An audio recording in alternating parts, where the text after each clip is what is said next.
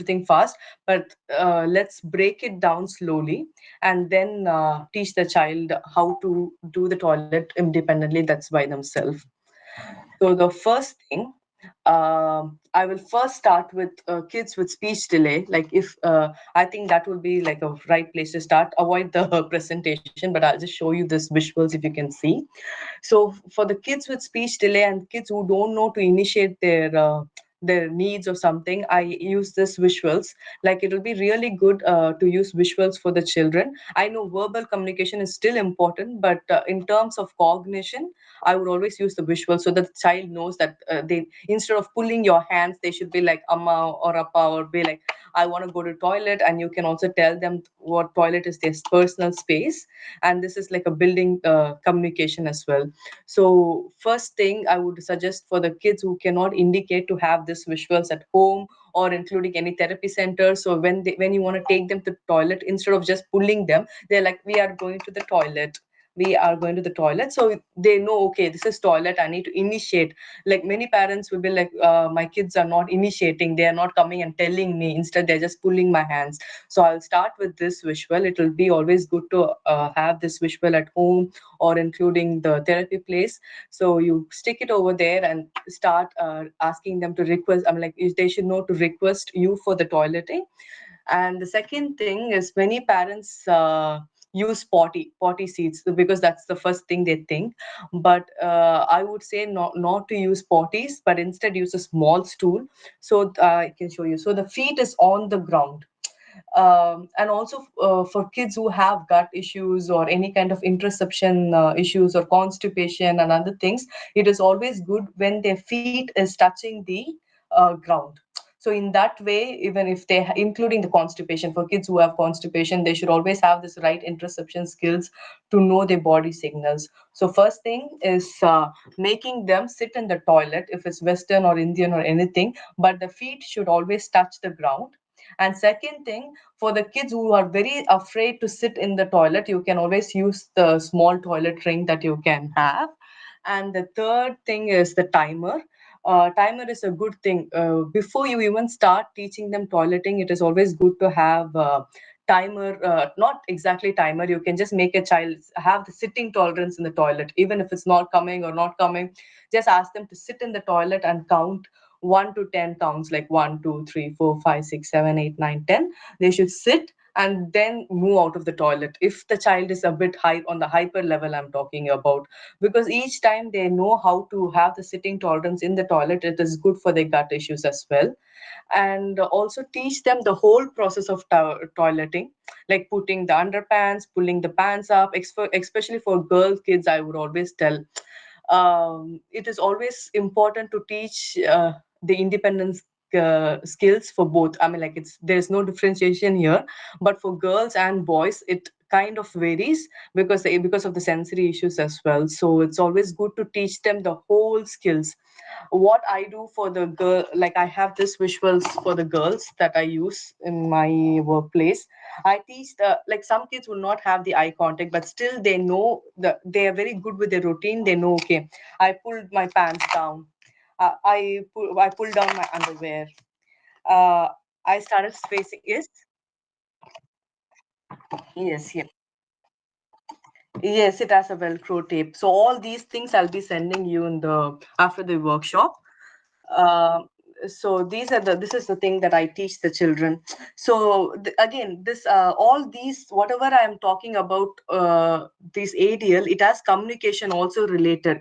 So I actually took some ideas from the speech therapist as well, because ADL has communication here thing. So I'm putting my sensory motor skills and communication skills. That's why I'm talking a lot of communication before I go on for the exercises, because this is also important. The child should know how to communicate their needs. So, and also to visually see what is going to happen next. I know many parents are before I go to the next thing, I know many parents teach sequencing, like for you have seen that video, like okay, red color, green color, blue color. I know many parents do that sequencing. If your child is really good in sequence, I would suggest you to go for the next stage. That is all these kind of ADL things. Okay, like the child should know, like I have another sequencing ideas, like put on the underwear, put down the underwear, put on the shirt. Like this is a sequencing thing.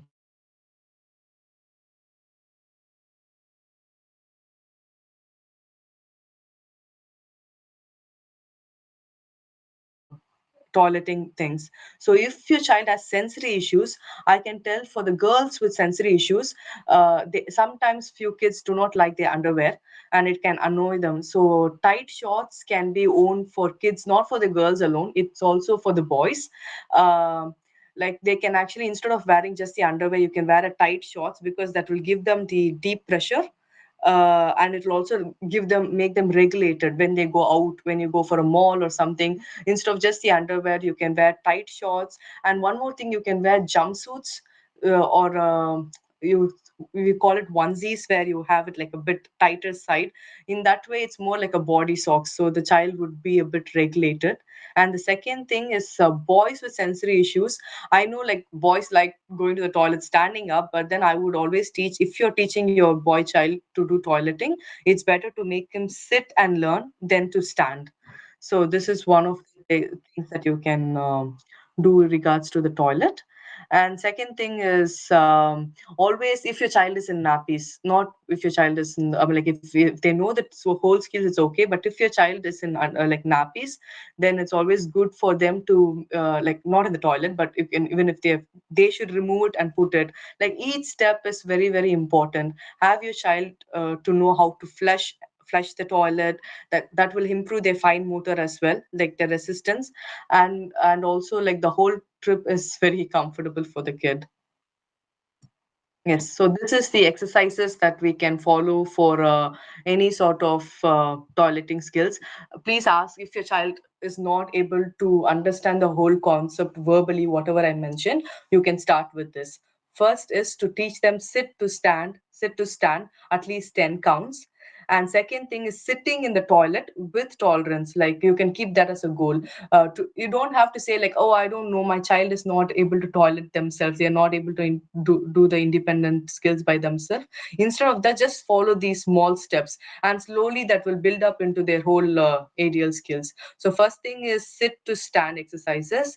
Second thing is sitting with tolerance, that's sitting in the toilet for 10 seconds. If your child is able to achieve that, then slowly we can move on to the next. And the third thing is trunk rotation, which is very important. If your child, you can have a ball or something and ask them to pass the ball the side to side. This trunk rotation is important. And then another one is a gym ball. I think you might have to do this for other skills as well, like interception skills, making them lie down and giving them the proper gym ball compression. And then there is something called toileting checklist. I think even in RN they can, you can, guys can follow this. I can send you the checklist if that's necessary. um, Yes, so when a child comes, if they complain like, oh, they still don't know to do the toileting, you can just check which are the skills that is not there, and work on that skill. It doesn't have to be the whole toileting we have to work. If you can work on whether they can pull down the pants themselves or whether they can sit, so that there's a lot of checklist that's over there. So you can try that, and then practice all these fine motor and that's related to toileting, so that would help them with their toileting skills. Um, Before I go to the other slides, there is something I want to talk today is about interception skills. Um, uh, Before I go to the next one second. Uh, I think you all might have heard about all the sensory thing, all that seven sensory, vestibular, proprioception, and other different sensory things. But then there is another eighth sensory that's called interoception skills. This will help the child to know what their body needs. So I cannot. It's like the whole different workshop that we need to do. But I can just show you like few things. So this is interoception.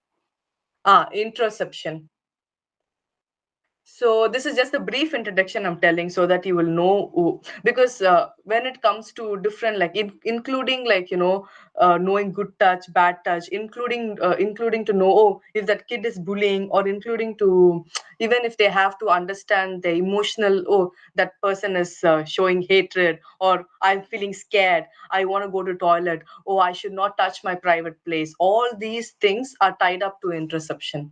So I thought before I go to the next skills, I will talk about this a little bit. It is a whole different program that you need to understand. So this is mainly, I'll just tell you. For example, we are going to teach how the for kids who are flapping, or for the kids who are like, not able to sit and write. So we have this exercise like, press your hands firmly for 10 seconds. How does your hand feel? So we give these exercises to know how the hand feels.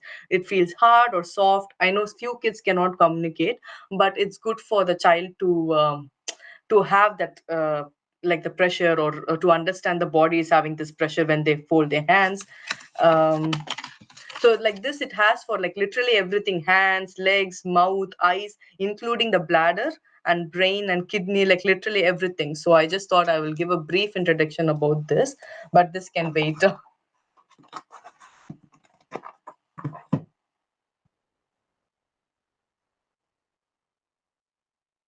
Yes, yeah. Yeah, yeah.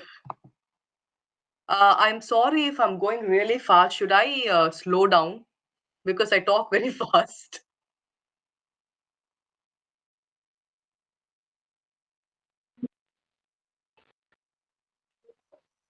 Okay. Yeah, yeah, Chris, it's really good. You're on the Is it correct okay? speed. Thank you so much. But if you have any doubts, I will be ready to answer your questions by the end of the session, because it's just that ADL is like a big, the presentation is going on and on. So I don't want to, like, miss out on any other ADL. This is just, like I'm telling you, this is a basic thing. I will come back to you with the proper activities for every skills that is necessary. Okay.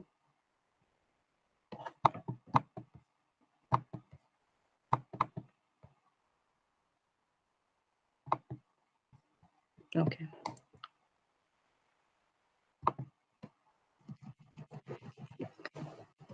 Okay. The next one is dressing. Dressing. Here only I want to talk about sequencing. Like I mentioned before, a lot of parents would have worked on sequencing in terms of telling them which is, like I told you, the color, placing the colors, doing the fine motor sequencing, red, black, red, black, red, black, red, black. So in dressing, I think to work on a sequencing like this would be good. But before I go on to this, I want to show you the cognitive side of dressing. This is something the speech therapists have given me. Like, this is for their receptive language. You have a lot of dresses here. So, first thing, if your child has no idea about dressing and you're trying to start the dressing skills for your child, these are few of the things that I have. Like, you just need to cut and laminate it. So it has socks, underwear, and you can see in the picture it all looks very different. So first thing the child should understand is they need to sort. I know a lot of parents are working on color sorting, shape sorting, but I would always tell it's important to work on like all this living dressing, like sorting the different dresses, like sorting sweaters together, socks together, shoes together. Once they start sorting, they need to identify that. Many kids can sort, even kids who are not at I'm telling you, this has nothing to do with like a proper verbal thing. It's a cognitive activities that you can follow, and it's very important. It's an easy thing. Your child, they can easily grasp it. So first start with sorting, then you can ask them identification, like identifying what are the shirt, what's the sweater, and other things like that, pants and other things. So this is the cognitive side of dressing. But a second thing is, we need to, when you teach your child dressing, always go from back. Don't go like, put on your shirt, put on your pants. Do not go that way. Instead, you can go, uh, first put on your underwear, put your pants, or pull down your underwear. Start from like where they are undressed. Before you start them to teach how to dress, go for how to undress. So always go from backwards chaining. That is called backwards chaining. So this is why we need a specialist idea, like how to teach dressing or how to do toileting, how to teach combing and other things like that. So always go from backwards. Do not go from front side. So that's another thing. And third is balance and coordination. So I have a lot of teenagers who are in fact they are neurotypical, like who are really good with their studies and other things, but still they do not know how to manage their ADL activities like dressing and other things. So it has nothing to do with delay, or it has nothing to do with other things, but it has to do with skills. So they should have a proper balance and coordination to do.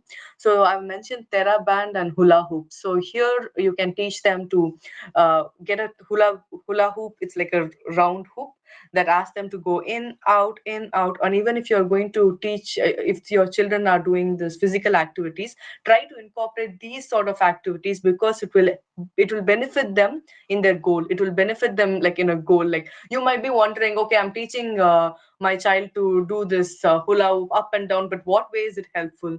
I would say it will help them in their dressing skills. It will help them to know that they have to stand in this position. So there are like every physical activities that you're planning to give your child should benefit them in something long term. It should not just be like random physical activities, like maybe your child might be doing jumping for a long time. It should have a certain benefit to learn. Yes, first thing is to regulate them, second thing is to make them learn. So teacher, we can try this TheraBand and hula hoop activities. I have put visual perception for kids who are really good with dressing. You can start teaching them which is front side, which is back side, because you might know, oh, my child is actually really good with all this. Let's just go with the studies, or let's just teach them about the flags or other things. But if you see properly, when you like properly diagnose, you will know like few kids cannot identify what is front and back, but then they'll be really good to know what is flag and other things like that. So I think we should always teach them front side and back side. And if your kid has any sensory issues regarding your dressing, because I'm talking about dressing, I thought I will also talk about sensory for dressing. There are few things that we can start working on that as well. I'll come to the next slide on that. And also, whenever you do dressing, ask your child to initiate. I know like most of the parents concern is they are not, it's more like you are forcing the kids to do everything. So these are small areas that you're giving them chance to do their own life skills, like do their own what they want. Just sit back and ask them, like open the cupboard and ask, pick on your dress. Even if they're not going to wear this outside, you can still be like, pick any dress. So they come and pick. You do that for a week or two, you will notice a change, that they are trying to initiate few things like picking your dress, and also like ask them to pull in and out. All these things are few things that you can actually try at home, and it's practically possible. It's not just a therapy centered one, it is also a family centered approach.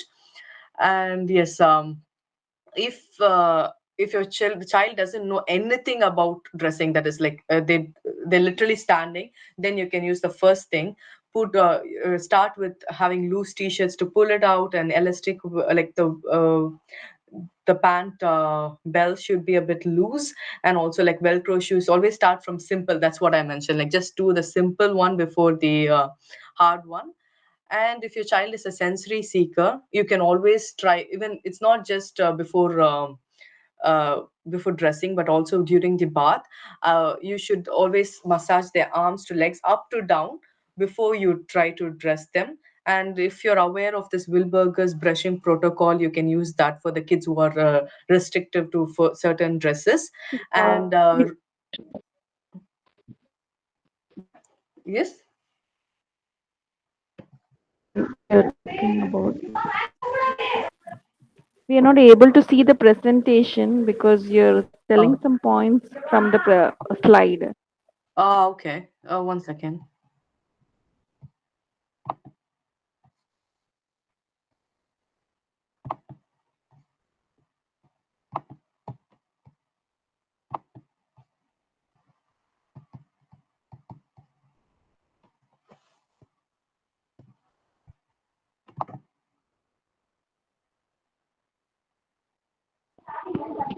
Yeah, it's visible now. Is it possible now? 1 second. Can you see the slides now? Yeah, it's visible. Okay, yeah. Sorry. Um, so this was the one I told about the sensory, but is like sorry, I can't see the parents because when I'm in the presentation, I'm not able to see the video, and that might also be one of the reason I'm going like next. So if you have any doubts, can you just verbally tell if any child has any sensory issues regarding their dressing? Okay, I'll just take that as Yeah. no. Oh yeah, okay. Yeah, Sorry, I can't see the parents, so yeah. So yeah, this is actually, especially I'm for the. outside, so I just couldn't want to share them. I'm just outside, so attending the call, Okay, and okay. that's why I couldn't share the video. Oh, okay, I'm Yeah, so my sorry. daughter, uh, Mm, she's 6 years old actually, and mm-hmm. she knows the place when we are outside and when we are at home. So Okay. as soon as we go home, what Mm-mm. she does is when she wants to use the restroom, she removes her pants, go to the toilet Mm-mm. room. But what Okay. happens is once she's removing the pant, if there is some water or little bit a drop or two of water is also there, no, she will not Mm-hmm. accept where the where where the pants or the t-shirt. Even when she's Okay. drinking the water, she will not Mm-mm. accept. If there is a drop of water in her dress, she's not Yeah. trying to wear that dress. But it is only at home. This issue I'm Okay. facing her with only at home. When she's Mm-mm. outside or when we go to the therapy center, I inform this activity that she does to the therapist Mm-mm. also. But she's not Okay. pretending to do that at outside. When we are out, she's not removing her dress. But if it is at Okay. home, she is currently Mm. repeatedly doing that. And if I force Okay. her to wear the same trousers or t-shirts, she will not Mm-mm. accept. Go and take, as you said, she herself goes to the wardrobe, she opens it, and she takes a new one. But Okay. even if that is the issue that may be relevant to the sensory and ADL. That is what. Uh-uh. Uh-uh. Okay. Yes, that is, I mean, like, that's very, like, I would hate to say the word common, but it's pretty common among few kids. If you see, first, if you see in as your child, because you're telling she's not doing it in the therapy place, it's just home. So again, it is a routine. She would have done this for a week and she's following the routine there. And second, it is your house that she's only doing. So she's only doing, like, that's a routine that she's got. Okay, it's my house. I will do that. Like, I have that thing to do. So, and it's also mainly a sensory issue. So keeping these three things in mind, to just answer your question, separately, I would say, like, first thing is giving her tactile, that is a cold play. Usually when they do that with certain areas, I used to do ice cube strokes, but do not do that now. Start with maybe a foam play, because sometimes when, when you put water and it like, it kind of alerts your brain. They do not, they totally avoid, okay, I have to do the whole different dress, I want a different dress, I'm at home, I will do the same behavior again and again. But instead you should start desynthesizing. Maybe you can start with loofah, like the loofah with the foam, just try to do up to down. First desynthesize them. They should start, let them start enjoying the cold water play. And slowly when the body and our brain starts adapting to that cold water, then it will not be that alerting factor. The brain will not be like, oh, it's wet again, because she's already got used to the cold water, like for the next 2 weeks. Like for 2 weeks you just give her a cold water play or a foam play with her. Maybe if it's a lower body or upper body or whichever, like, wherever she has that alert feeling, you start desynthesizing that with cold water, like any sort of sensory play. I would say even other things like lotion or something that is the same texture. Try to do that for 3 weeks and notice, you might notice a change, so it will not alert her anymore. And slowly, like simple to complex, is slowly we start desynthesizing them, not fast. We should different kids have different sensory needs. Because for few kids, like what Suresh mom and you also told, it's water. For few kids it'll be tag. So that is a different, that's a tactile, but the water is a different need. So try to desensitize them for first 3 weeks or 4 weeks, or even including 2 weeks. You might notice a change later. But also to keep in mind, if they do the same thing every other place, it is like, okay, that sensory need is more. But your child can adapt in other places. If they can adapt in therapy center, they can adapt outside, means they cognitively know that this is a home, is a safe place to have that side of input. So Yeah, we need to yeah, keep both in the mind. yeah. As you said, she is following that routine pattern. This is home, so I can do it as free as possible. And as Mm-mm. you said, this was a good idea, and really thanks for that. It was very helpful. I'll try to do it for sure. Oh, Thank that's yeah.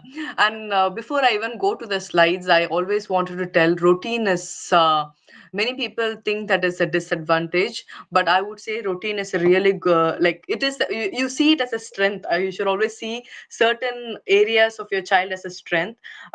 There are few kids who might get anxious. Oh, they really love that routine.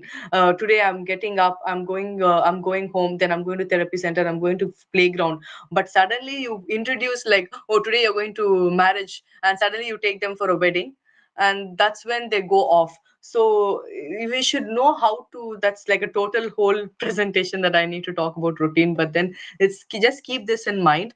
We can play a different role with the routines, and when you start teaching them certain things in a routine based approach, it will be more beneficial for a child.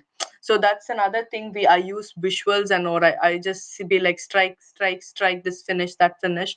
So they know, okay, this is coming next. This is the, I know few kids who don't have eye contact. You might think they are like, they're not really noticing what you're doing, but actually they're noticing. So even before you take them out, it's always good to say to the child, இன்னைக்கு நம்ம வந்து இங்க போறோம், or like we are not going to the therapy center, we are just going home, or we are not going to this place, we are going to beach. Tell them like at least like half an hour before that, and prepare them. And slowly they will know how the routine changes and how other things change as well. I will go back to my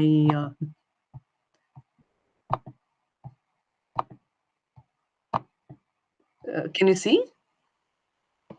yeah, yeah, yes. Okay, yeah. So this is, yeah. This is brushing. I've come to the teeth brushing. Again, teeth brushing is uh, like I first spoke about sensory because teeth brushing has few practical skills that we have to follow. But I think I'll first talk about brushing in sensory perspective. So, is there any kids who do not like brushing, who do not like the texture of the brush? Can you verbally tell me yes or no?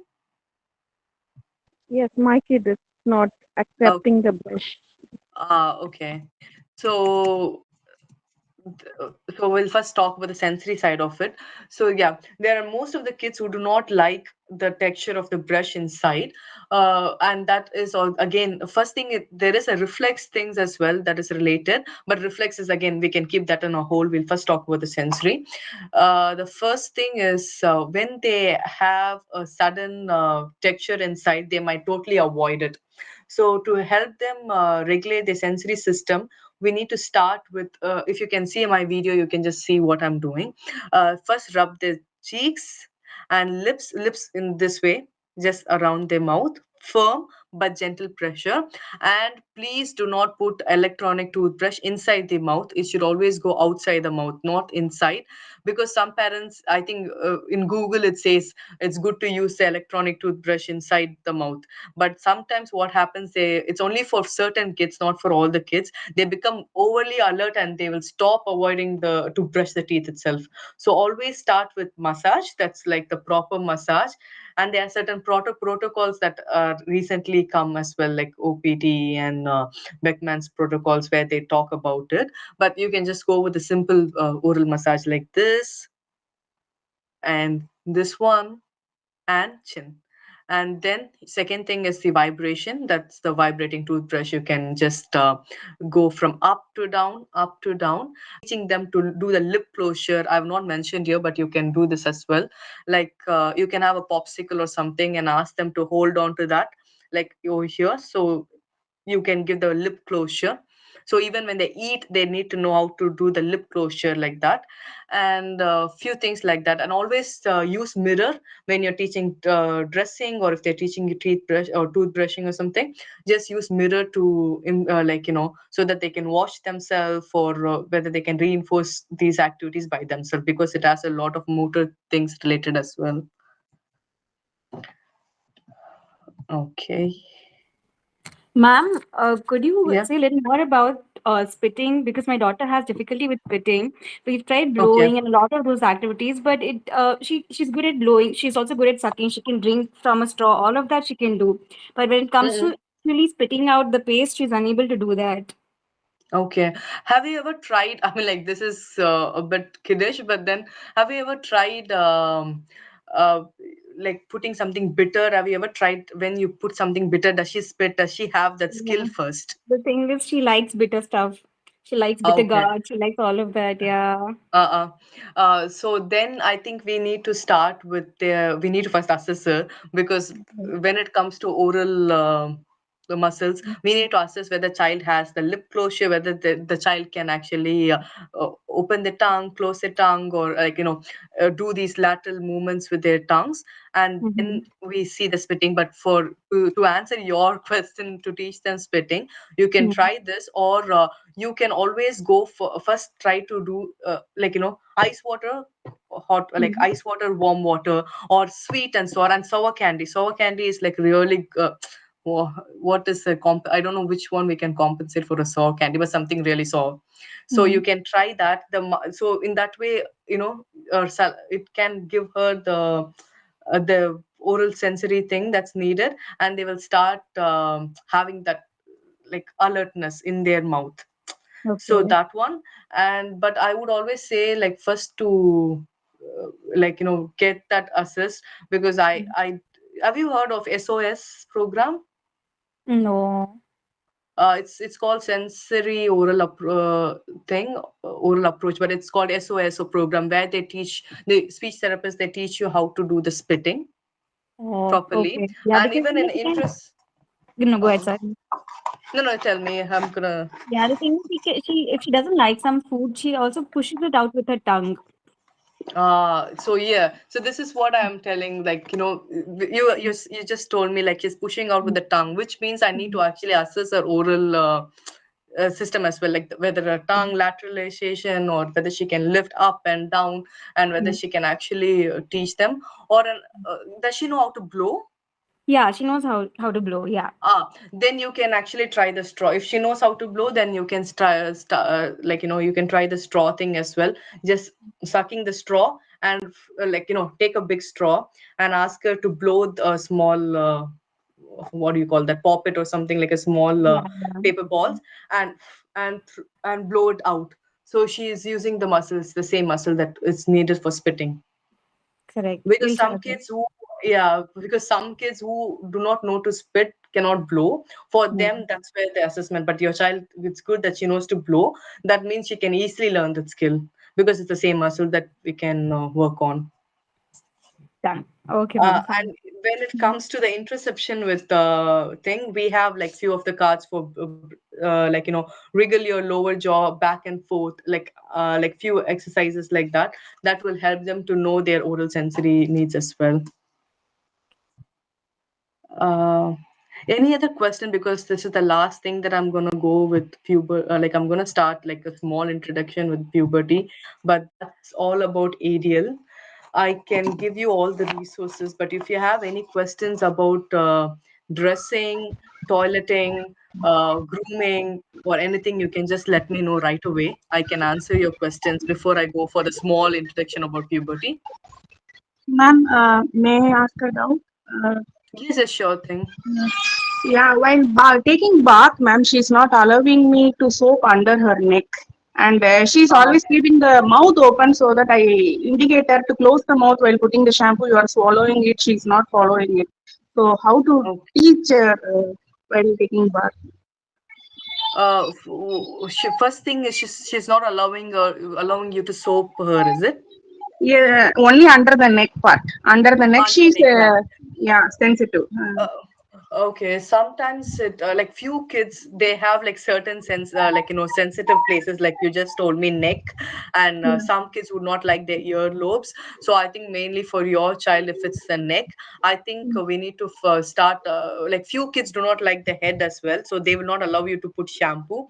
So since Ah, you're talking about the neck area, I would always suggest you to do the just a soft touch or a firm touch. But when you do with neck, you need to be very careful because it has a spine over there. So you okay. can, there is a spine there. So you have Exactly, your not two the fingers. neck, ma'am. Under the chin part, under the chin, that Okay, particular area, she is not allowing me to put the soap. okay. Hmm. But you always start with like slowly. First the hands. Like I'm talking not just the neck. If for all the parents, I'm telling, if there is any any sort of areas that your child is not comfortable or not allowing you to touch, you can try this as well. Try with your hands first. First, see if your child, without, this is not when you're taking bath, but even when she's out of shower area, just Okay. try with your hands whether if the child is allowing you to touch. If she's good, then go to the next one. Next one would be just a normal towel, or the next one would be wet wipes, just Hmm. over here, here, or this can, because these are the way to desensitize their thing. And then you can slowly start with the lotion, and slowly, and then when she's all ready with that, and when she's taking bath, just tell her you're going to touch her neck, and or sometimes slowly. Do not like, Hmm. normally you do the same thing, right? Like I Okay. always mention, when you take bath fast, fast, fast, you, Hmm. without knowing, you just go here and they get this alert, and that becomes the whole tantrum there. So Okay. always start simple. Try to do whatever I told before you take her, like give her a bath. And Hmm. then during the bath, you try to do not immediately go for that area. Slowly Okay. go for, stop, and ask her hand, like take her hands itself and ask her to touch herself. Okay. Okay. So up and down.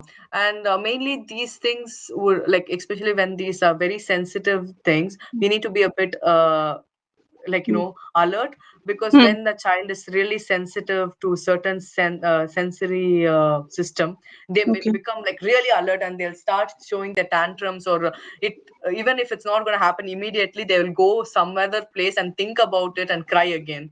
So this Okay. happens in certain sense, like certain kids. So you can try Hmm. this method. Hmm. And what was the next thing that you told me?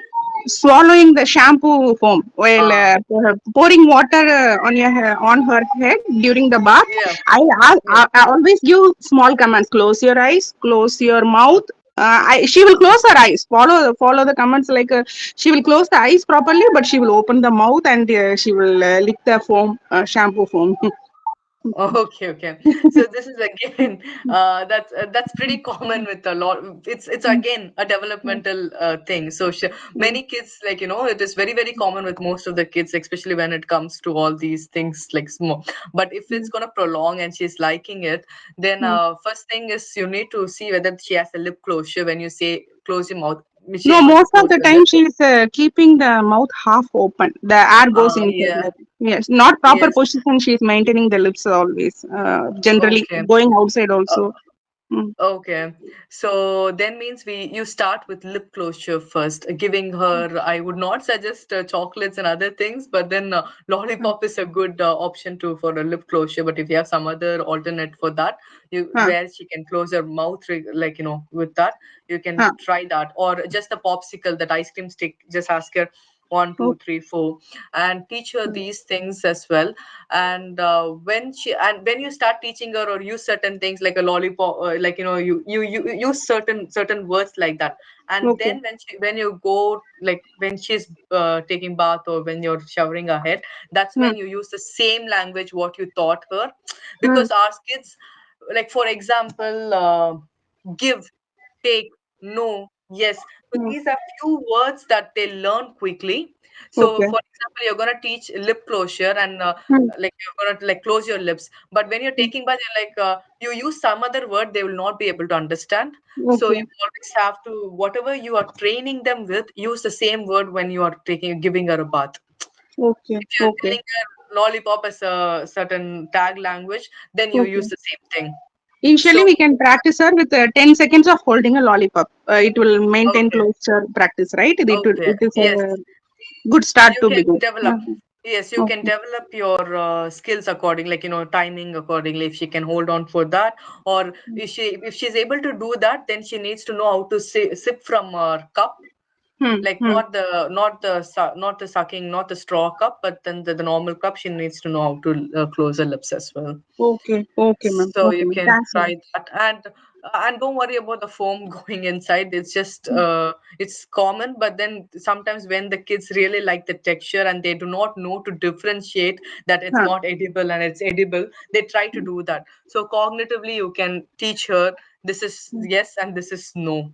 So it is Okay, more ma'am. on a cognitive side, Okay. which is edible, which is not edible, but slowly she will start understanding it. Mm, That's why when I spoke about cutting and sorting and other things, because it's not just like, yeah, sensory first, motor skills, communication, mm, but cognition, so it mm. all works together. So teaching them every skill is where an OT has to Okay. help, like not just one skill, so it all works together. Slowly you can teach step by step. Okay, ma'am. Thanks a lot. Yeah, yeah. Um, so that's a very, very, very small introduction about ADL. I was not able to cover everything, And but I tried my best to do everything like sorry, in one PPT. Yes, is there anyone telling yeah, something? sorry to interrupt. I had one Yeah. question talking about the routine. My Yeah. kid has recently developed a behavior where if she's anxious or she's overexcited or she's worried or any such emotions, she Mm-mm. wants to pee. Right? It's a very I would say a very disturbing one that it is disturbing her sleep as well. Where every Mm-mm. 15 minutes, 20 minutes, she might want to go to the toilet and Mm-mm. yeah, she would want to let it out, right? And if it's not even the time that she wants to pee, and if there's nothing coming Mm-mm. out as well, right? She Mm-mm. screams saying, "Why is it not coming out?" Where she gets a Mm-mm. signal that it has to move out, more like a habit, and she does it everywhere, not only at Mm-mm. home. So Okay. even at night, right, we see that her sleep is getting disturbed every few Mm-mm. minutes. She gets that Okay. feel of going to the toilet, Mm-mm. and she wakes up at Yeah. night and all that. So how do we deal with this routine or habit or behavior, Okay. whatever we call it? Yeah, because that's the reason when I spoke about toileting, I spoke about the routine. Like, I think I've put it in the slides. It's about the time that you take them for toilet as well. Because toilet, like I told you, the routine is a very important part. Like they get it. So, what I will, first of all, before I answer your question, I want to know if any other parents have like kids who are really following the routine as such as this. Like they cannot they find it like the kids finding it anxious if they do not follow the routine. If you can just raise your hands, I will know like how many kids have the same thing, so I can talk briefly about it.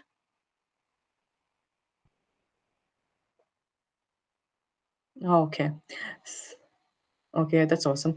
Yes, so this routine is something that I want to address first, because what we usually do when we first take in a child, like in terms of home program, is the whole visual schedule that we give in a child.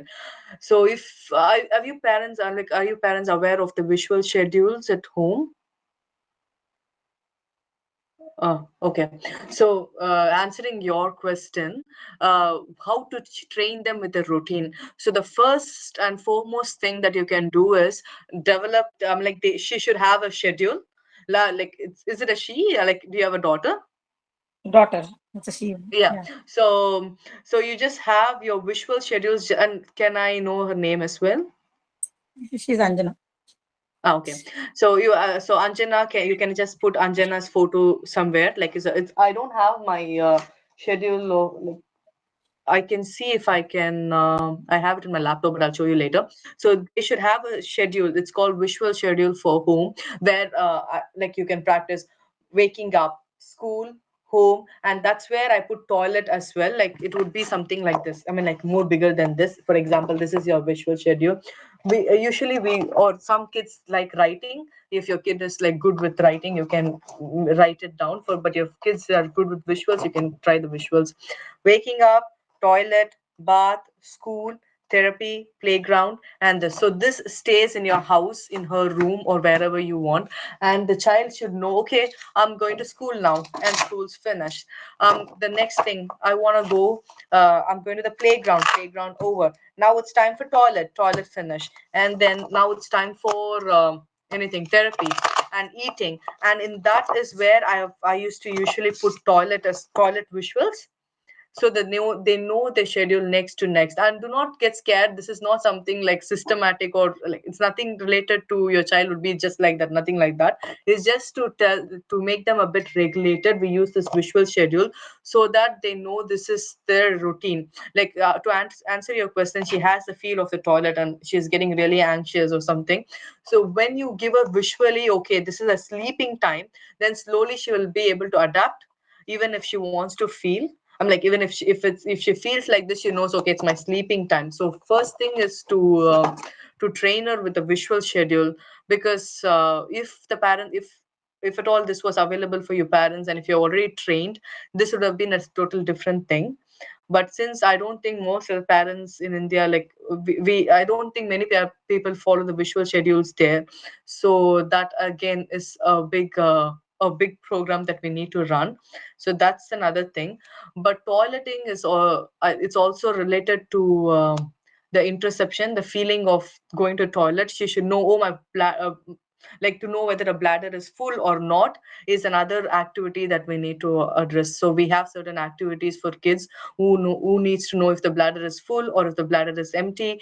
So that is like certain program that we need to know. If you have an OT, you can ask them like to teach the exercises for your child to know if a bladder is full or empty. It can also be interception program, and it can be an exercises program, or it can be just normal cognitive things. So you can just focus on these three skills to know for your child to understand the bladder is full or not. Sure. So thank you. Yeah. Um, so let's go to puberty. So this is, I'm just like more like touching this topic mildly, because this is like a whole big topic. Before if at all we have a workshop with puberty, I think the first thing that I would suggest the parents to know is body awareness. Body awareness is really, really, really important for a lot of kids, and it can also benefit them in a very, very huge way, hugely. Like it's not just for the puberty, but to know where they are moving, where they are touching. Because I was asked to teach about um, good touch and bad touch, but I cannot teach good touch and a bad touch if they do not know their body awareness and where the body belongs, like where is the head, where is the hand. If they do not have that, I cannot directly go to the good touch and bad touch. So first thing is body awareness. That's what you have to do first. And yes, I'll first, instead of slides, I will first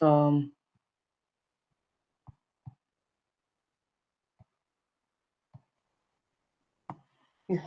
So this is something that I got here. This is how we can first starting to teach like the body awareness is first thing they need to know to label their body. This is called labeling the body. You can have I have put like some Billy's body here, where a child it's just a map of a child. They should, instead of just teaching where is eyes, where is mouth, I know that's important as well, but they should know how to label their body. Like, so every day if you can practice where does a hand go, hand, so they should know the position. So slowly practice this first. This is like just labeling the body, and then you can start practicing touch your eyes, touch your nose, and all these like skills, like body identification skills is the first thing. And the second thing we can go for is where is Haley hurt, or it's another thing, where is she hurt. Or you can just say, Amma touched you in your hand, can you place this in your hand? Like you can touch your child in a hand, and she needs to be like, where did you touch me? And she needs to be hand. And then you place her, I mean, like you just touch her head, and then you ask, where did Amma touch you? And you can just be like, Amma touched you. So she can do that. So this is another thing. So without having these two skills, I would not be. I'm like, we can still talk about puberty, but then I would first ask the parents to focus on these two skills before we go into the whole of puberty area. So I think we have come to the end, and it was a yeah. So most of the, if you if at all you have any questions or doubts, you can reach me, and all the resources will be sent to Arun. Just whatever we spoke about would be sent in a document there. Yep. One second. I'll just close this. Yeah.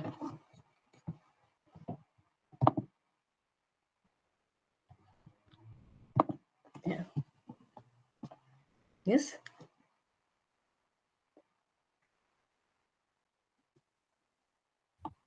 Hello. Sorry, I think I've been Yeah. speaking on mute. Yeah, so my daughter is 9 years old, and I think she's Yeah. going through a transition. So she's Uh-oh. trying to feel her body parts, especially down there. And this happens Okay. outside and at home. So Mm-hmm. sometimes we just try to ignore it. Sometimes we tell her a no, but then it doesn't stop her from doing it. Mm-hmm. So in such cases, what is it that we should do? Okay. First thing is, I will be honest because child sex, like they start sexually exploring themselves when they are 3 years to 4 years old, and it is very very common for all the kids to go through this exploration stage. But our kids have the problem of the social awareness because touching themselves is common with kids, but then they don't know where to touch and where not to touch. So first thing I would suggest you is like, if you, some kids, when you say no no no, that becomes like an attention behavior, they start touching more. So first step that you can do is, when she touches, be firm. I'm not telling like ignore or something, I'm saying be firm, but take her directly to the toilet. It's okay if she, even if she's going to be there for 5 minutes, if at all you are at home and she starts touching herself, you take her to the toilet. She should know that is a, it is a very, it should be done only in a closed space, and it's a bad behavior, or whatever word you would like to term it. Just take her to the toilet and ask her to like touching should be done only over there. Touching body should like like touching your body, that's when you take bath, should be done in the toilet. When you're touching your private parts, should be done in a toilet. So all these things like related to the, she should know that's only toilet, that the space to be done in a toilet. Be firm, but still take her there. And for some kids, how old did you tell your kid is? 9 years, is it? Yeah, she's 9 years. Yes. So for some kids, I also ask them, like, this is not easy, but then it depends on who she is with. If there's a kid who, I mean, like, I have so many kids who are teenager who have the same issue what you're telling as well, like same challenges. So we also, like, I try to give them physical at that time. Instead of getting this pleasure through touching, I just give them the run, like, take them for a run, go for a spin. And then, so that when your body is like, it has the right pressure, like the deep pressure that it needs, like pulling or pushing, they try to forget these kind of behaviors. So that's the second thing that you can do as well. And the third thing is social stories. I need to know your because like, we are meeting for the first time, but I need to know your child's level to have a social stories. If your kids, if all the children, like, there are few kids who like the books and pictures, I would recommend a social story. But social story is the last. These three, two things you can do first, and then comes a social story about not touching themselves and where to touch themselves, and like where not to. I'm like, when the like, the social awareness and things like that. So first thing I would say, like, whenever she does it, just take her to the toilet, even if it's going to be 10 minutes, or um, frequently do take her to just like, take her out, let her be there, uh, and then bring her out. And if you at all you go to therapy center, even if she's going to do it in the therapy thing, I would ask you to get the permission from the therapist to take them to the toilet, and do not leave her to into that same like hall room or wherever till she finishes her business. And when she comes back, she should know that, it's same thing like like when I spoke about toileting, I've told you, like, take them every now and then, so they know toilet is a place to go and go to the toilet. The same thing, it's about touching themselves as well. Thanks, Chris. Actually, that was very helpful. I'll try that with her. Yes, and there is an again like a whole protocol that you can follow. But I think you start with this as well, because to teach them and teach the kids about all these sex education. I think there is a website called Planet Puberty. It's from Australia, and it's really good. You can go and look at it, like how to teach them all these skills. Good. Yes. Uh, anyone else have doubts? Hello. Yes. My daughter is 12 years old. Yeah. Her understanding level is good. We have achieved toilet training when she was 3 years, 3.5 years old. Mm-mm. Since her understanding is good, but the thing is, while she is into deep sleep, she doesn't have that awareness and she is bedwetting still. Okay. When she's in a deep sleep, is it? Yeah, in a deep sleep. Sometimes when she is in a high fever, sometimes she will wake up. In that case, she is asking for restroom. Mm-mm.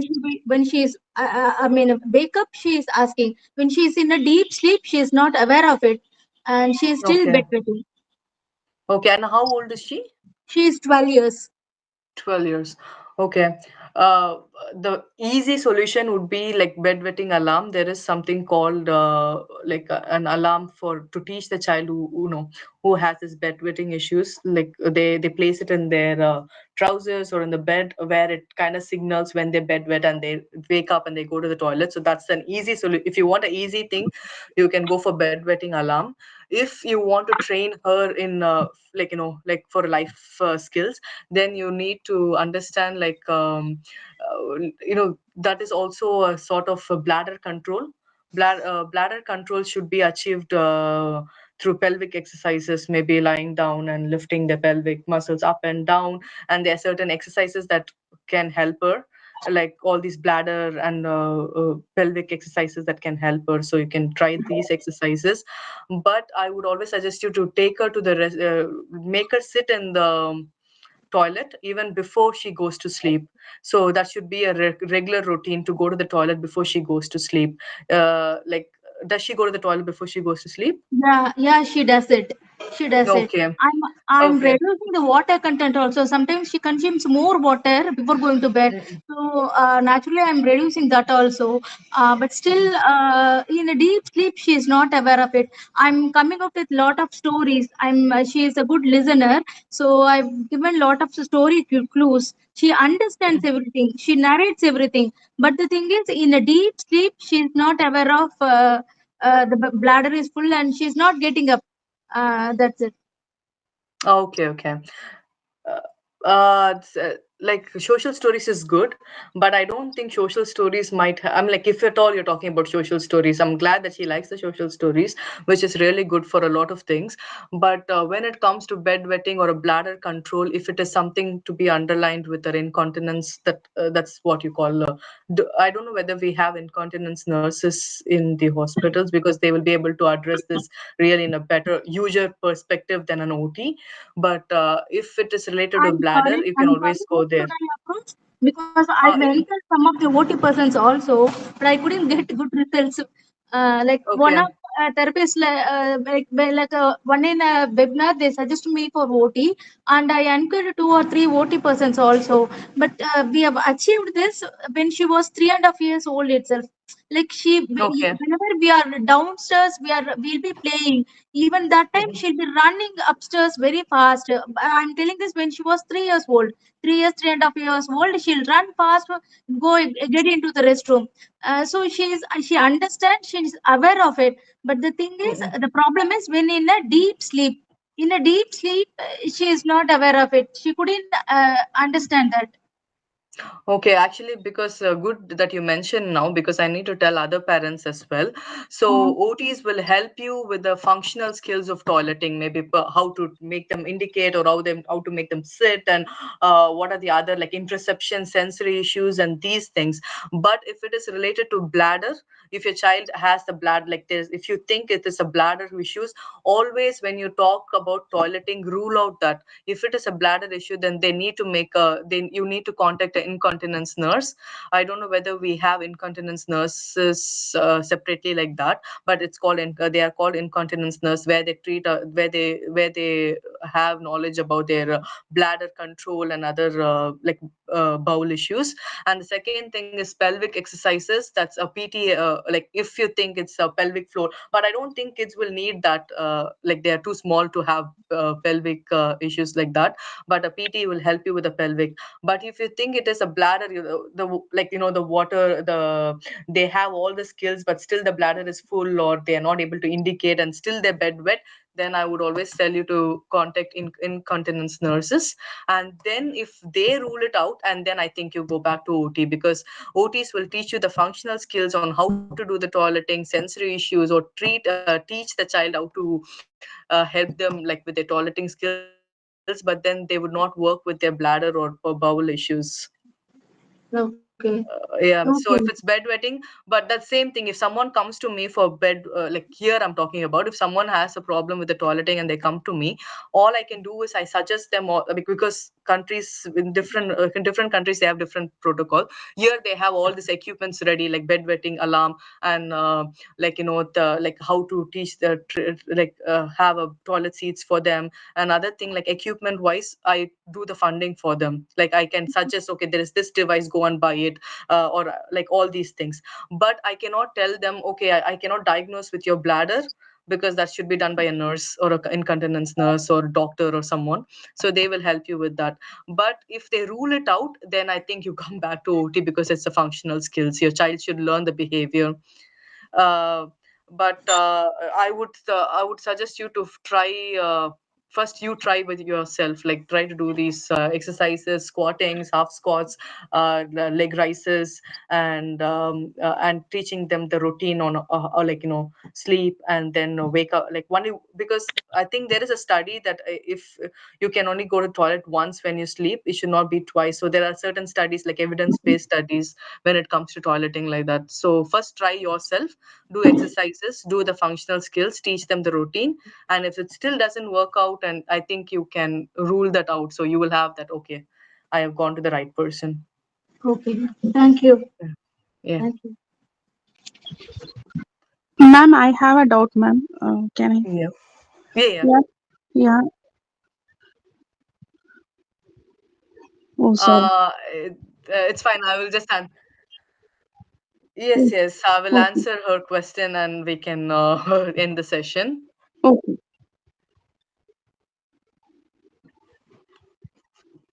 Okay. Oh, Okay. it's Okay, ma'am. Yeah, ma'am. Yeah, ma'am.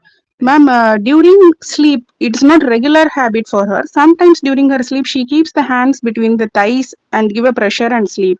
Should we allow her to sleep like this practice, or should we concentrate and change this habit? She's oh, you seven can years now. actually yes. So you can change, or you can try the alternative behavior, like not just squeezing the thigh. Even for other parents, I think another parent as well spoke about touching the kids are exploring. Privacy. You can, yeah. Okay. So you can, when it comes to these behaviors, like yeah, the space is very important. But you're talking about sleep, Mm. so you can actually change the the some kids like the pressure touching and all this. Always try to take the alternative behavior, but that will also give them a good regulation as well. For She feels example, comfortable your while giving pressure to her privacy part and sleeping like that. Like, yeah. sometimes, not regularly. So yeah, which is common again. Huh. So what I would suggest, what can be one of the example for an alternative behavior for this would be pillows. Huh. Instead of like take her hands, tell no or stop. I Hmm. had uh, so yeah, just a second. Yeah. So I have a visual for that as like stop. It's called stop. Huh. So what I would suggest, because she's sleeping and she's touching, it's because what are the other alternative things you can do is take a pillow, Huh. try to put it in her thighs, and you can Hmm. put your leg on, like just giving her the deep pressure in a sensory perspective, not Okay. in a pleasurable or not in other perspective, but in a sensory pressure perspective. Okay. And also it's very common when the child, when they try to do the pleasure, when they try to seek the pleasure, they try to get the pressure from the body, like two different words. Okay. But there are certain, again, I've mentioned like how physical activities can help. It is always good to give them deep pressure activities, as which is good for your child. It's called, there is something called sensory modulation. Hmm. That's like good pressure, like certain types of pressure. Maybe some kids would like lateral, and like giving them regularly on their day to day, like sensory break, will prevent Hmm. these exercises, will prevent the kids to seek their own input. So Okay. now your kid is seeking her own input. I don't think it's sensory. I think it's a different, like, no, she's just seeking a pleasure. But Hmm. instead of that, we can always try to divert her behavior. I've Okay. always told, when you say no, like sometimes we just say no, no, no, and Hmm. they might only be like, they either become, it becomes more like they're scared and they will stop, or they are just or they just want to get your attention, they still do it. So when you Okay. try to ignore it, and not just ignore and get a redirected behavior, you Hmm. can find the different result. Okay. Okay. Yeah. Okay. Thanks a lot. Thank you, everyone. It was a good session. I think I took a long time. Like, again, I'm telling you, it is a very, very small. I had to cover a lot of topic in one session. But if time permits, maybe we can take one, whichever is helpful for you parents. We can just take one small heading, and I will try to cover like a big portion of that in that topic alone, not just here and there.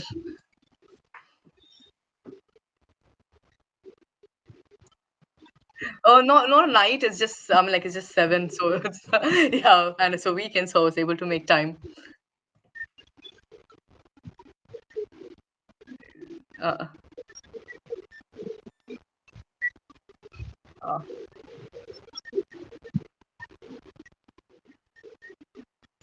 yes, exactly. Yeah, yes, yeah, yes, yeah, yes. Especially the visual schedule itself is on one whole big topic thing, and the resource also. So it will be like good to have like one small session.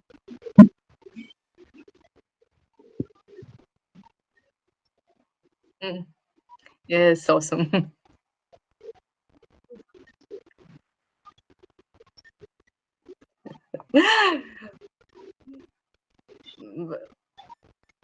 Yeah, that's okay. Thank you, everyone, and I'll catch up soon. I I will give you I the resources by sorry. Monday. I did sorry I'm watching in the last minute. This Oh, Anbu. that's. Oh, yeah. Okay. Hi, Anbu. I just did my sessions, so I was thinking like Yeah, I'll give the yeah. resources. Actually, Yeah. yeah. I was listening from a parent's phone. Actually, I had a session. I'm really sorry that I wasn't able to, Oh, that. come from the beginning. Oh, Yeah, the that's session was no actually very problem. nice. I was listening to it, and I Uh, really appreciate you taking time, answering all the questions of the parents. And the solutions also was very practical. Actually, I was handling an ADL session for a kid, so mm, I found many of the tips, whatever you mentioned, to be very, yeah, it can be used in a day-to-day basis. It was very nice for to try and all. oh, that's Thank you, great. Chris. Thank you for your time. Yeah. Okay. Thank you, everyone. I'll see you soon. Bye. Bye. Yeah. Yeah. Bye, bye.